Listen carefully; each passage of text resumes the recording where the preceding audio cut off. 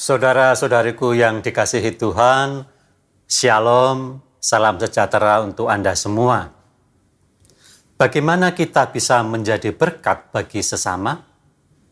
Jalan utamanya adalah kalau kita terlibat. Maka hari ini saya mengajak Anda untuk merenungkan kembali Injil Tuhan. Hidup Yesus memang ada dalam ketidakpastian dan bahaya.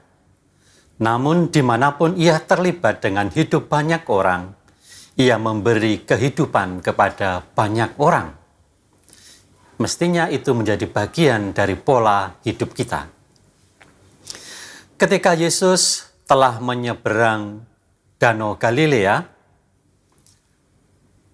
ketika Yesus akan menyeberang Danau Galilea, datanglah seorang ahli Taurat dan berkata kepadanya, "Guru, aku akan mengikut engkau kemana engkau pergi."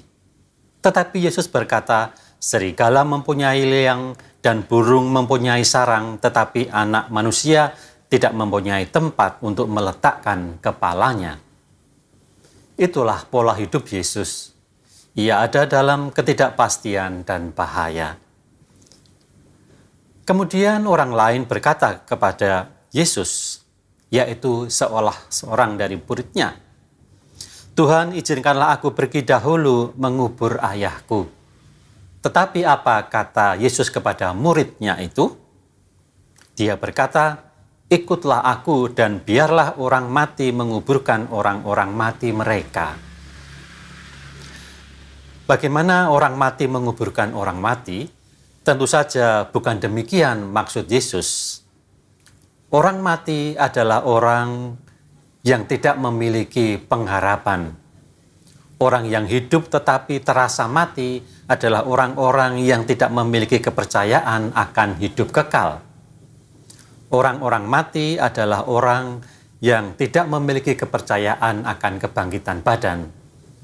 Maka ketika ada salah seorang muridnya meminta izin kepada Yesus untuk menguburkan ayahnya, Yesus berkata, "Biarlah orang-orang mati menguburkan orang-orang mati mereka." Tetapi mengikuti Yesus berarti menjadi orang-orang yang hidup. Dan orang-orang yang hidup itu menjadi berkat bagi sesama.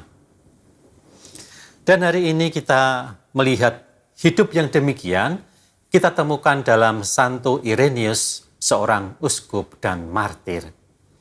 Ia memiliki keterlibatan yang begitu kuat terhadap umatnya.